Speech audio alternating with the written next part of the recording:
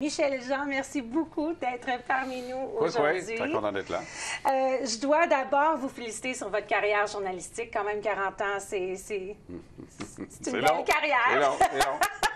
Ça fait presque 6 mois maintenant que vous avez pris votre retraite. Ouais. Est-ce que ça vous manque?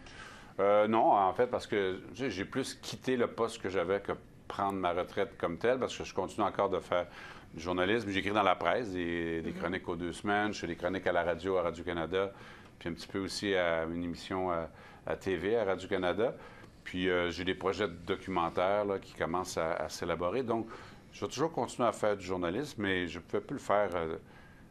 Mon métier d'écrivain, c'était comme un travail à temps plein. Le métier de journaliste à temps plein, j'avais comme 2 emplois. Puis moi, j'avais pris 2 semaines de vacances en 6 ans. Il faut donner.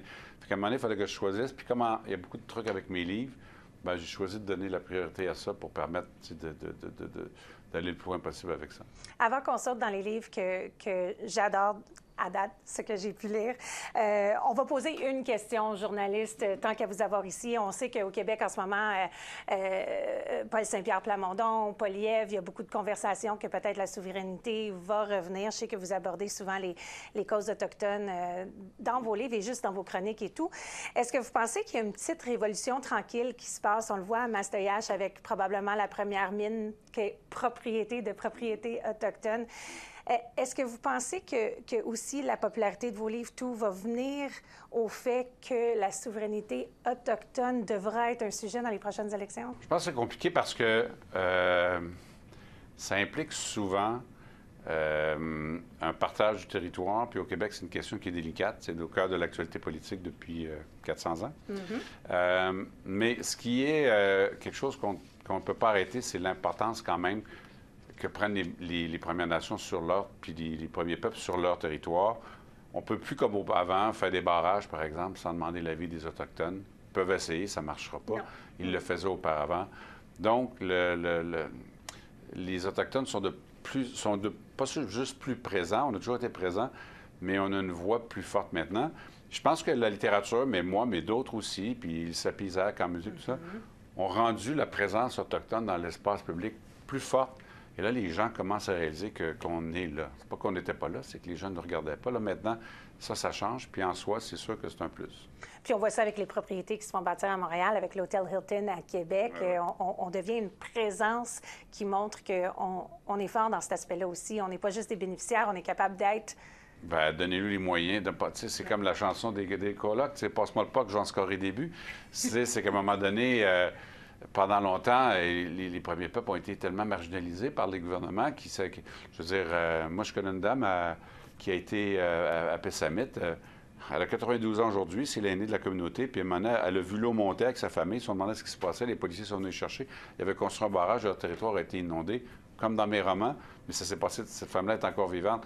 Puis on les a amenés à Pessamit après. On ne peut plus faire des choses comme ça, mais on l'a fait pendant longtemps.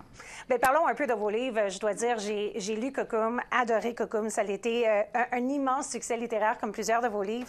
J'adore le fait que vous êtes capable de garder cette voix autochtone, que vous êtes capable de parler d'enjeux, mais d'une façon et avec une parole qui attire tout le monde. Le livre est extrêmement populaire en Europe, comme qu'il est ici.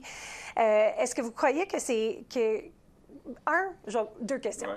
1, est-ce que vous croyez que c'est important de le faire? 2, est-ce que vous croyez que cette parole-là est la cause, justement, de cette ouverture d'esprit? Je pense que, moi, ce que j'essaie de faire dans mes romans, je trouve que les faits sont assez forts en soi. Par exemple, dans Caucum, on expose d'abord dans le roman c'est quoi la culture Innu, puis on se rend compte que c'était pas des sauvages, au contraire, c'était des gens qui avaient des belles valeurs, puis qui avaient une culture qui était en harmonie avec l'environnement, puis que les gens vivaient bien.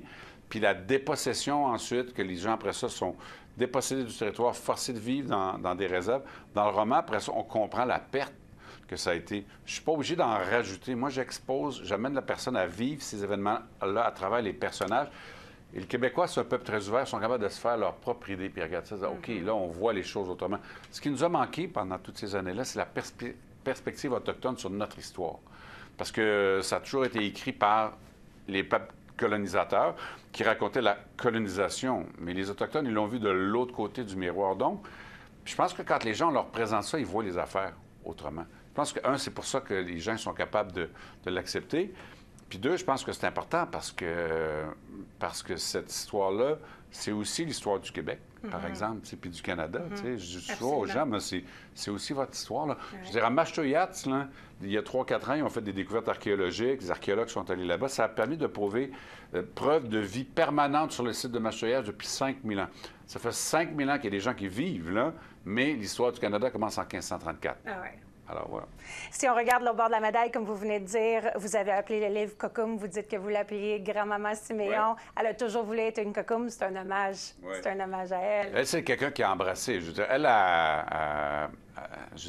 est tombée en amour, mais en même temps, avec Thomas, mais en même temps, elle regardait, c'est quoi sa vie à l'époque qui était? Si tu vivais dans la société blanche, une ferme, les femmes faisaient 18 enfants, puis la seule fois que tu sortais de la semaine, c'est pour aller à l'église. Puis là, elle regardait le lac, l'autre bord, les rivières, les territoires que Thomas lui racontait. Puis c'était une aventurière, je pense.